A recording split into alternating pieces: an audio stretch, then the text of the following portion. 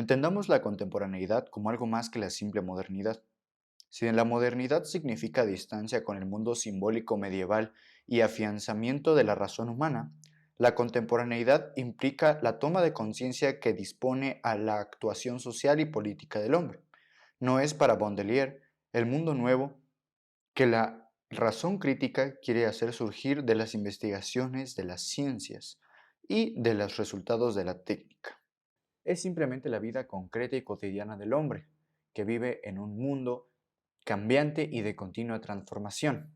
Por ello, es que nosotros nos basamos en vivir entre el pasado y el futuro, pero también estamos destinados a caminar siempre en el presente, intentando descubrir nuestro género con un día a día fugaz. La modernidad estaba siendo concebida como el resultado necesario de las ciencias y del progreso técnico, debido a que el método experimental de las ciencias físicas y naturales, utilizado por la mentalidad positivista y utilitarista, empezaba a convertirse en guía de otros campos del pensamiento y la cultura.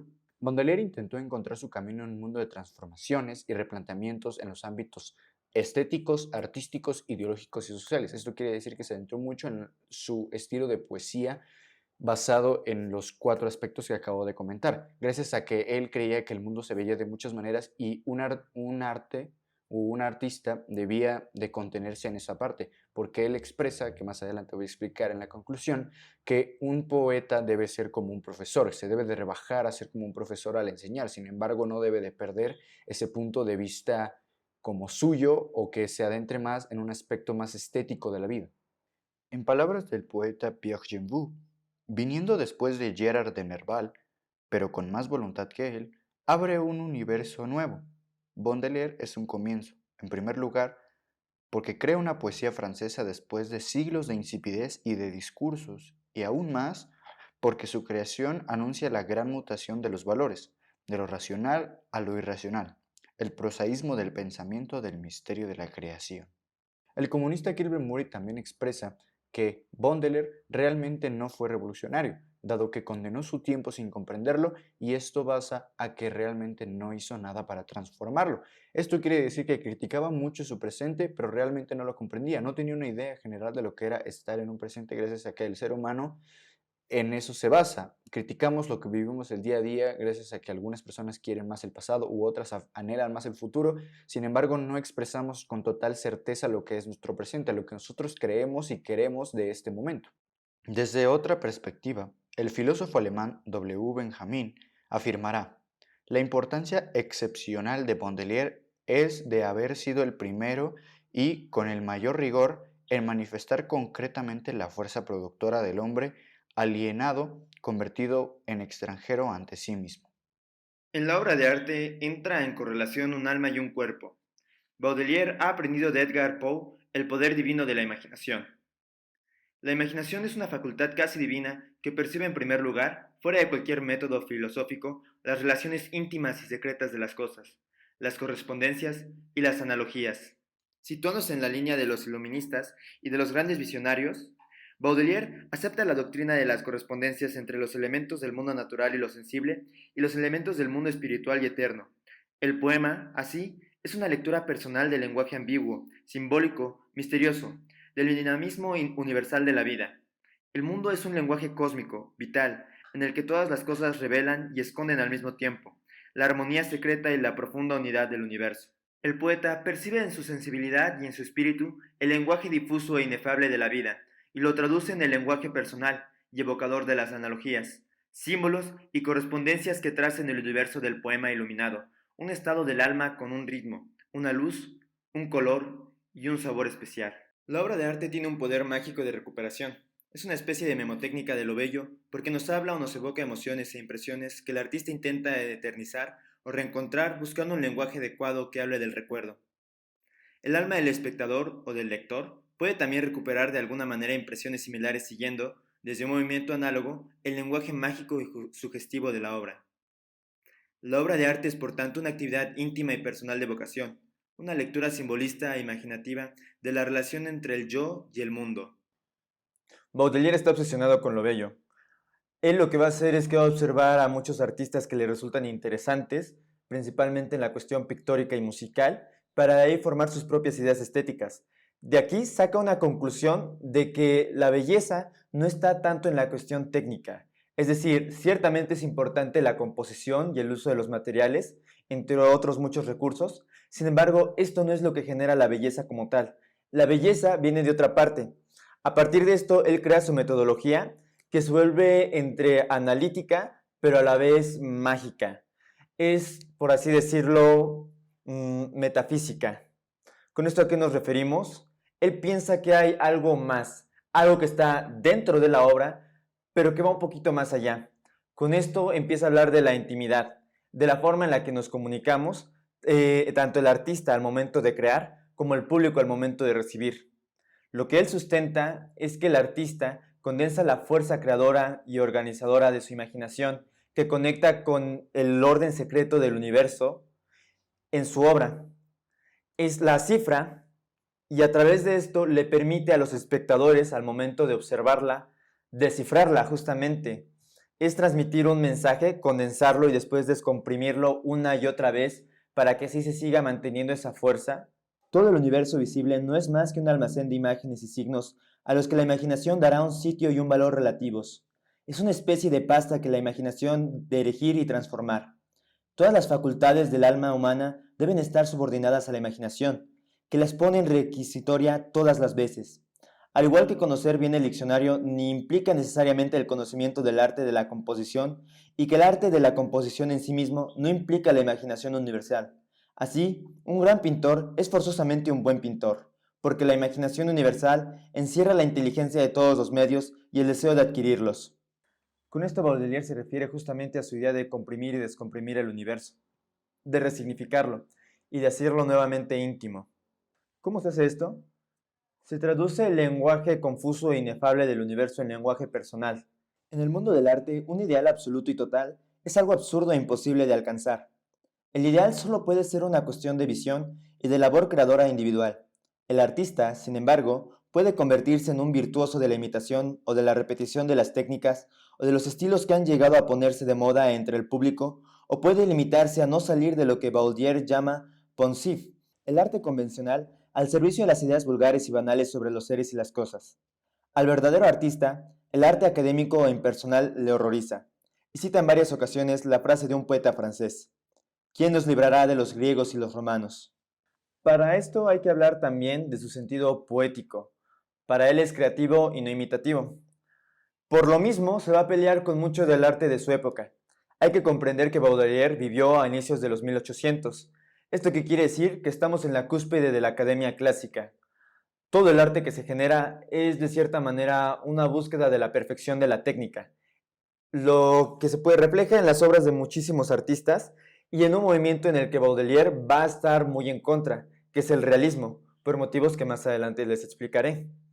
Rechazará el arte denominado realista, por anteponer el culto a lo verdadero al culto a lo bello, por imitar la naturaleza antes que componerla en el sentido poético, creativo, no imitativo. La exclusiva fidelidad al modelo, idea que desarrolla sobre todo en sus críticas al arte, conduce a la fotografía. Pero la fotografía es una técnica, no operación creadora. Por cuanto el realismo se convierte en el universo sin el hombre, el pintor realista se olvida de sentir y de pensar. Por ello, a los que pretenden pintar la realidad positiva, el artista original responderá: quiero iluminar las cosas con mi espíritu y proyectar su reflejo a otros espíritus. Es esta misma razón por la que ya les dijimos que muchas personas piensan que juzgó a su época sin poder comprenderla, pero él tiene sus razones en sus principios y en lo que sustenta. Para lo mismo, podemos decir que Baudelaire se hubiera encantado de conocer a los impresionistas y todo el movimiento que surgió posteriormente.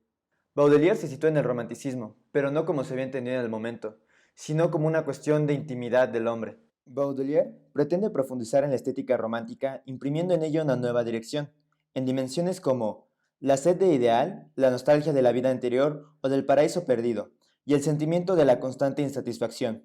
Una cierta necesidad de exotismo y de voluptuosa inocencia en ruptura con la monotonía insoportable del aquí y el ahora. El tema romántico de la rebeldía, la atmósfera poética o fantasmagórica que envuelve a los seres y a las cosas más humildes e incluso horribles de la vida cotidiana. Los artistas del pasado crearon sus obras cuando ese pasado era para ellos presente. Y si ahora esas obras siguen despertando nuestro interés, No es solo porque esos artistas supieran extraer su belleza cuando era presente, sino también por su valor histórico del pasado, diferente de nuestras ideas del presente. La experiencia estética de la modernidad irá, pues, unida a la experiencia histórica y personal del artista, y seguirá un proceso de constante mutación, porque toda modernidad está llamada a convertirse en antigüedad. Como punto final de esta parte del tema, es necesario hablar de lo que él considera con respecto a la antigüedad. Él establece que todas las obras que son concernientes a la antigüedad, cuando se hicieron, correspondían a la modernidad, y que toda época presente está condenada a volverse antigua, y que por tal es necesario que si nosotros queremos que las obras que nosotros hacemos en el presente tengan el valor que actualmente nosotros damos a las obras que se hicieron en el pasado, es necesario tener una conciencia del valor histórico que acompaña a las obras, y de que no es necesario crear obras de la misma manera en la que se crearon en el pasado, sino buscar cómo en el presente, pasado y futuro se entremezclan y caminan juntos. En L'Inventoire de la vie moderne, 1863, expone su teoría de la dualidad del arte o de la doble composición de lo bello. Por una parte, en la sensación de lo bello, al mismo tiempo, interviene un elemento eterno e ideal y por otro, un elemento circunstancial, histórico y temporal. Ok, ahora, hablando respecto a la concepción de la crítica según Baudelaire, él piensa que ésta mantiene una estrecha relación con el significado que le da un artista a su producto.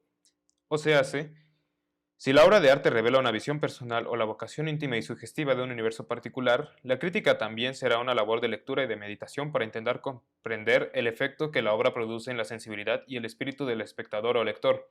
¿Qué significa esto? Nos está diciendo que Baudelaire piensa que una vez que alguien le mete algo más personal o sentimental a su obra, uno como crítico tiene que tener la misma labor y tratar de comprender lo que esto trata de expresar.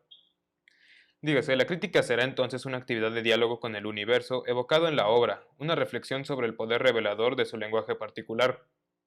El crítico tratará de traducir de forma comprometida y personal la lectura que su espíritu hace del lenguaje y del mensaje de la obra.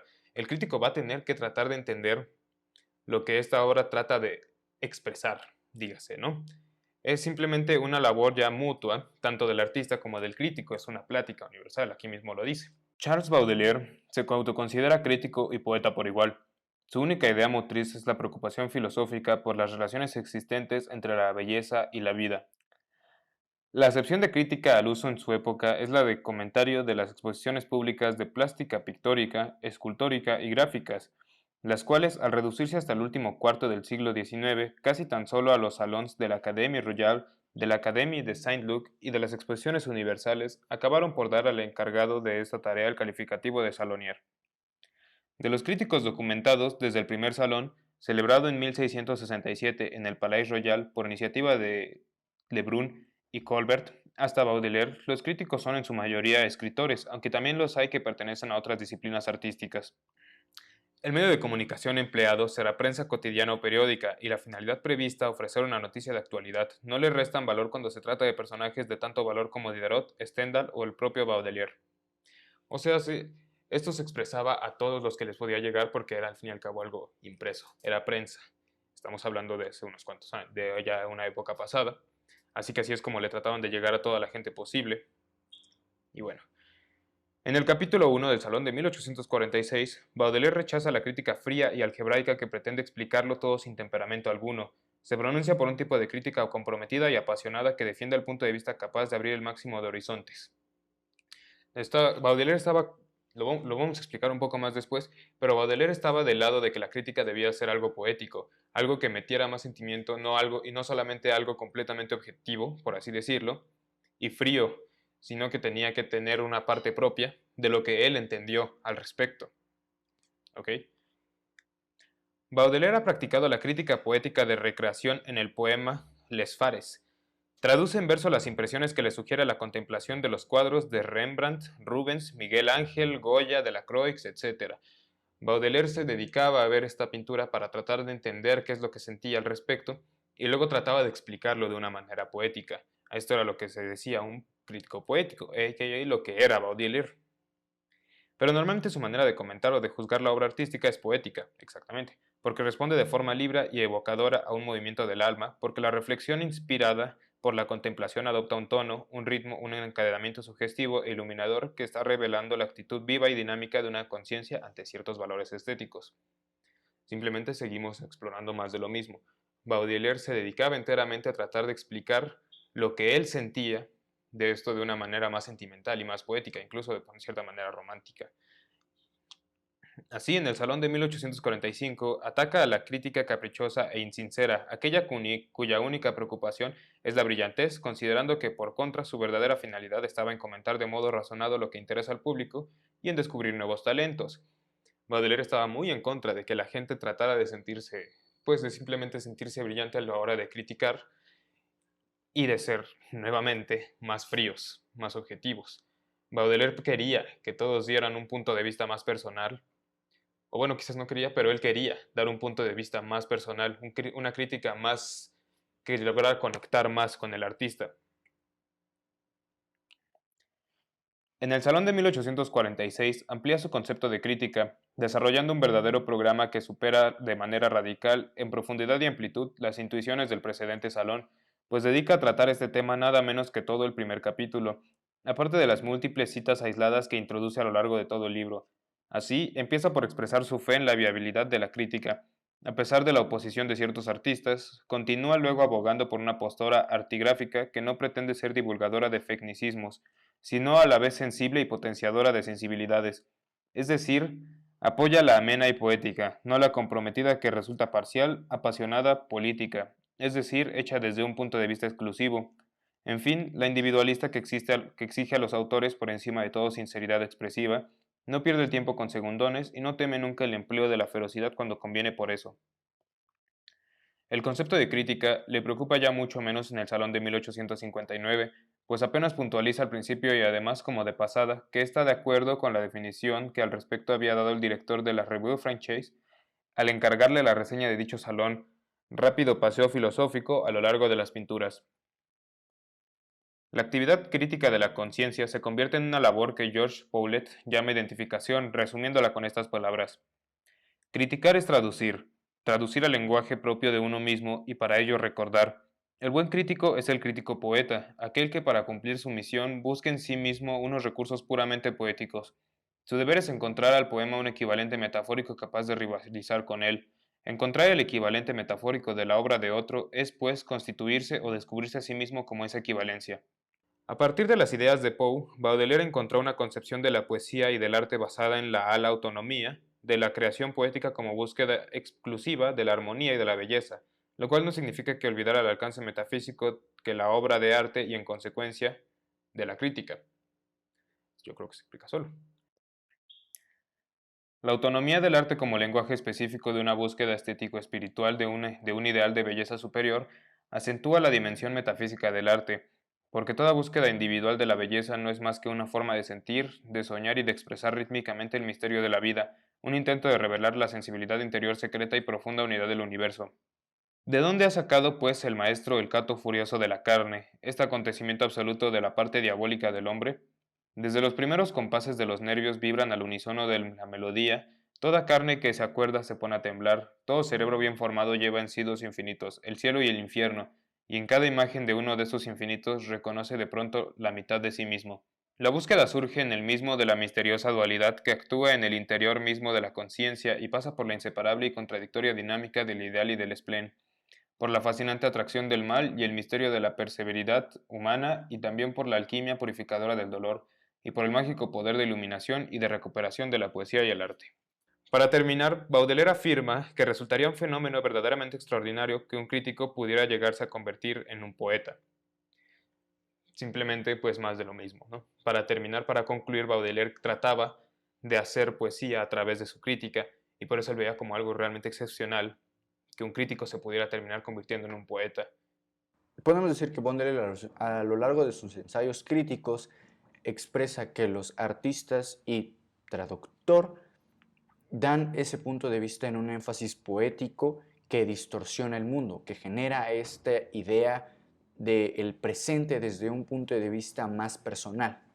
A modo de conclusión, Podemos decir que Baudelaire, a lo largo de sus principales ensayos críticos, ha insistido de forma especial en la labor creadora e iluminadora del artista visionario y traductor de sugestivas correspondencias que, gracias al poder sagrado del verbo poético, revela las sagradas análogas que unifican la trágica dispersión del mundo. Persiguiendo este ideal, Baudelaire se convirtió en un mártir de la poesía y tuvo que luchar casi en solitario contra lo que él llamaba las herejías estéticas de su tiempo. Frente a la herejía del arte didáctico, de la poesía al servicio de una enseñanza moral o social, él defiende una poesía que sea principalmente poesía, que está centrada en la expresión y la búsqueda de una sensación de belleza. Baudelaire defiende que una poesía, principalmente poesía, está centrada en la expresión y la búsqueda de una sensación de belleza. Esto pues, expresa que la poesía va más enfocada en ese punto de dulzura, de labia que se le da para expresar de una forma hermosa o bella lo que queremos decir. Baudelaire también expresa que el verdadero artista no se puede quedar clavado solo con un tema, debe de ser empático y entender más temas sobre la contradicción o la belleza humana, desde lo visible hasta lo invisible, desde el cielo hasta el infierno. Frente a la herejía romántica de la pasión que somete la obra de arte al fluir de los sentimientos guiados por la sola inspiración, él preconiza el trabajo organizador del artista y la sensibilidad constructora de la imaginación. También nos expresa que la verdadera poesía debe de estar siempre diferenciada de la ciencia, gracias a que su principal objetivo y carácter debe de ser, como su nombre lo indica, extracientífico. Describiendo lo que existe, el poeta se degrada y se rebaja a la categoría de profesor, aunque si cuenta lo posible, se mantiene fiel a su función, gracias a que es un alma que interroga, que piensa, que acepta y que en ocasiones adivina. Cualquiera puede interrogarse y soñar ante lo que le sugiere el espectáculo infinito de la vida sobre la tierra, pero es al poeta a quien le corresponde traducir un lenguaje magnífico, distinto al de la prosa y al de la música, las eternas conjeturas de la curiosidad humana. Algo muy bello que establece Baudelaire es que no es necesario deshacerse de la realidad o dejarla de lado. Lo que él realmente quiere decir es que hay que llenarse de ella, dejar que entre hasta lo más profundo de tu ser para poder entender ese lenguaje universal y de esa manera ver todos esos pequeños puntos que conectan y dan sentido al cosmos y llegar al éxtasis o a las náuseas, pero a final de cuentas al punto más alto de la experiencia de nuestros sentidos.